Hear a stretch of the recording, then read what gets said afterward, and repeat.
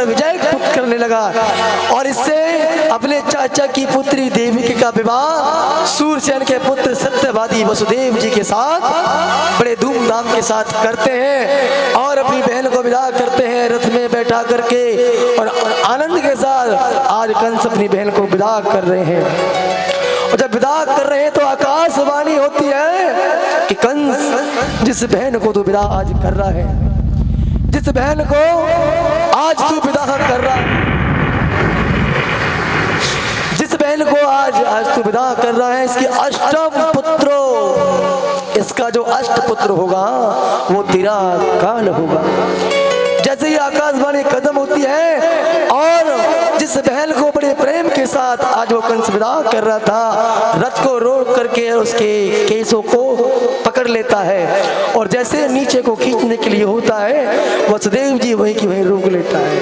कहता है आपको ऐसा नहीं करना चाहिए। जिस बहन को आप विदा कर रहे थे आनंद के साथ रथ पे बैठा करके आप नाचते गाते बाद अपने बहन को विदा कर रहे थे और आकाशवाणी क्या हुई और तुरंत अपना रूप बदल दिया। वसुदेव जी कह रहे हैं नारी निंदा मत करो,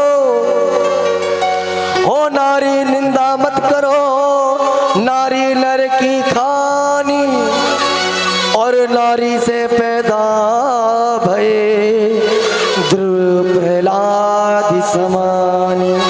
कह रहे कि वसुदेव जी कह रहे हैं कंस से कि नारी निंदा मत करो, नारी नर की नाल और नारी से प्रकट होए कृष्ण प्रहलाद कि नारी वो है जिसने स्वयं भगवान को जन्म दिया। और आजकल तो लोग क्या करें, थोड़ी सी बात हुई तुरंत लेंगे सोट और देंगे अपनी बहू में, ले भाई। और ये सबसे बड़ा पाप हुआ करता है। कहते हैं कि घर की जो बहू होती है वो लक्ष्मी रूप होती है। अगर वो प्रसन्न है तो समझो आपका कारोबार प्रसन्न है, आपका काम धंधा अच्छा है। अगर आपकी घर की अर्धांगिनी जो भीतर भीतर घुटती हो तो समझो जीवन में कभी भी आपका काम नहीं बन सकता, ना कभी आप तरक्की कर सकते हो, हमेशा लॉस में ही जाओगे और घाटे में ही जाओगे। हर बात का समाधान हुआ करता है, मगर ये नहीं कि थोड़ी सी बात हुई और लिया डंडा और मारा, वही बात तो मारा थप्पड़ बात खत्म। हर बात का समाधान हो सकता है क्रोध, क्योंकि जो अपना पूरा परिवार छोड़ करके आप लोगों के पास रहती है, सारा काम करती है, आपको भोजन कराती है, बच्चों को पढ़ाती है, बच्चों को लेके जाती है, घर में गावड़ी का भी करती है, इतना सब कुछ करने के बाद फिर भी आप उनको पिटाई करोगे, मारोगे तो इससे बड़े पापी आप लोग नहीं हो। वसुदेव जी क्या कर रहे हैं, कंस से इसी बात को कहने की नारी निंदा मत करो, नारी नर की नार, कि यही वो नारी है जो लक्ष्मी भी है, जो सरस्वती भी है, और अपने रूप में जब ये आ जाती है तो ये काली भी बन जाती है। तो इसी प्रकार से कहा कि अगर आपको इसके अष्टम पुत्र से दिक्कत है तो मैं आपको इसके सारी संतान लाके दे दूंगा। इधर समय व्यतीत होता है और समय व्यतीत होने के बाद जैसे ही पुत्र होता है और पहला पुत्र लेकर के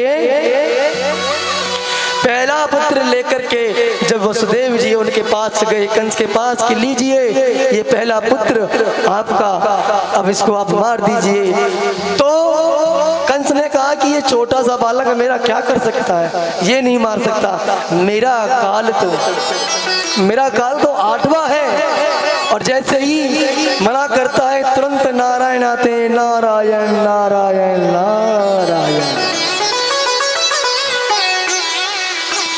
इधर नारायण कंस को समझा रहे हैं, एक फूल लिया है उसमें से पत्तियां निकाली हैं और पत्तियां निकालने के बाद कह रहे हैं कि प्रभु इनको आप गिनना प्रारंभ कीजिए, जहां से करोगे वहीं से गिनती प्रारंभ हो जाएगी। तो काल का भी ऐसा पता नहीं कि ये पुत्र जो पहला है कोई भरोसा थोड़ी 8वां भी हो सकता है। नारद जी ने बात में अटका करके वो पुत्र लिया और लेकर के उसका शरीर पूरा कर दिया। अब ना विश्वास करते हुए इधर वसुदेव और देवकी को कारागार में डाल दिया जाता है, कारागार में डाल दिया जाता है। समय व्यतीत हुआ जाता है ऐसे ही 6 संतानों को मार देते हैं, 7वीं संतान जैसे आती है उसको भी मार देते हैं। और इधर सभी प्रार्थना करते हैं ठाकुर जी महाराज से, सभी देवगण प्रार्थना करते हैं कि प्रभु आप आइए और इस पापी के पाप को दूर करके इन सबको मुक्त कराइए। सभी देवगण प्रार्थना कर रहे हैं। इधर देव की प्रार्थना कर रहे हैं कि प्रभु आपने जो है स्वरूप मुझे दिखा रखा है चतुर्भुज, मैं आपको चतुर रूप में स्वीकार नहीं कर सकती। अगर आपको मेरे पास में आना है तो छोटे बच्चे के रूप में। तो कन्हैया जी कहते हैं कि माता ये 4 हाथ में इसलिए दिखा रहा हूँ जिससे आपको ये लगे कि हाँ ये योग माया, ये कि आपका पुत्र विजय प्राप्त कर सकता है। अब इधर जैसे ही कन्हैया जी जेल में प्रकट होते हैं, सारे दरवाजे, सारे कारीगर, सारे तरवाले, जितने भी बेड़ियां लगी हुई हैं अपने आप खुल जाती हैं। खुलने के बाद एक टोकरा में आज लाला को नंद बाबा के घर के लिए वसुदेव जी लेके चलते हैं। काली रात, काली घटा, बारिश भी, कन्हैया का स्वरूप ही सावला। घन घोर घटा चहुओर गिरी, रिमझी बंधिया बरसाए रही। चपला चमके घन बीच जबे, मन में सिरहन उपजाए रही। जब कालिंदिनी को बड़ लगो, बेपग पर सन कुआई रही। जब चल थोड़ी तक आ गयो, कोयले के धुन गुजार रही। आज वसुदेव जी टोकरा में लेकर के जमुना जी की नदी पर जा रहे हैं। तो आज जमुना महारानी भी ये सोच रही है कि इतने दिन हो गए, इतने वर्ष हो गए कि आज मुझे अपने पति देव के दर्शन करने के लिए मिलेंगे। थोड़ी तक जल आ गया और कन्हैया जी भी उस बात को समझ जाते हैं। अपने चरण टोकरे में से निकाल करके जमुना जी में जैसे ही डालते हैं और जमुना मैया ऐसा रास्ता बना देती है, ऐसा रास्ता बना देती है जैसा राम जी के समय में जब लंका में जा रहे थे सेतु पुल ऐसा बना दिया। अब इसके बाद जब नंदराई जी के घर पे पहुंचते हैं, वहां देखते हैं सब बड़ी गहरी नींद में सोए हुए हैं, सब गहरी नींद में सोए हुए हैं। और इधर वसुदेव जी कि तब नंदराय के घर जाकर, हो तब नंदराय के घर जाकर लाला को तुरंत सुलाया है। माया की कन्या सोती थी, फिर उसको तुरंत उठाया है। वापस लौटे मथुरा आए, बंदी घर वैसा पाया है। और घुसते ही हुए फाटक बंद हुए, कन्या ने रुदन मचाया है। और घुसते ही फाटक बंद हुए, कन्या ने रुदन मचाया है। इधर वसुदेव जी जैसे ही कन्या को कारागार में लेके जाते हैं, कारागार बंद हो जाते हैं, बेड़िया पैरों में लग जाती है और कन्या की जैसे ही रोने की आवाज आती है, दूत जाते हैं और महाराज कंस को सूचना देते कि महाराज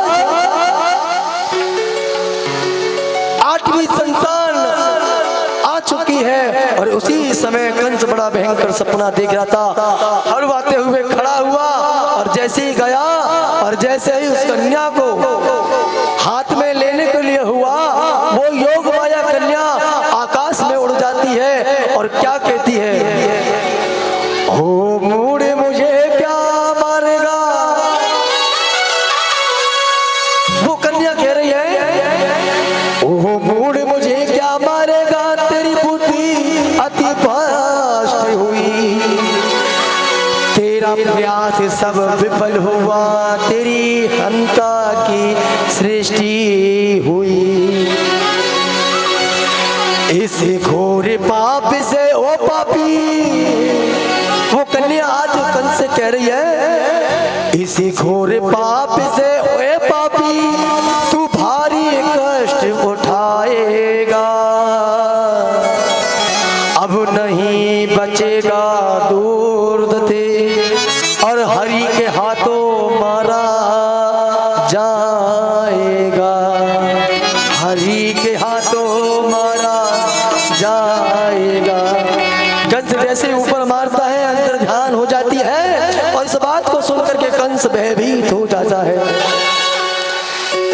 जाओ नंद महल में जाओ, नंद गांव में जाओ, गोकुल में जाओ, जितने भी छोटे छोटे बच्चे हुए उन सबको मार दीजिए, उन सबको मार दीजिए। और आइए बड़ी सुंदर वसुदेव जी लाला को लेके आएंगे तो सभी एक एक करके उनके दर्शन करेंगे और दर्शन के बाद नाचते गाते हुए, आज जैसे नंद बाबा के महल में पता चला है कि माँ यशोदा को लाला भयो है, सब सखियां जोर जोर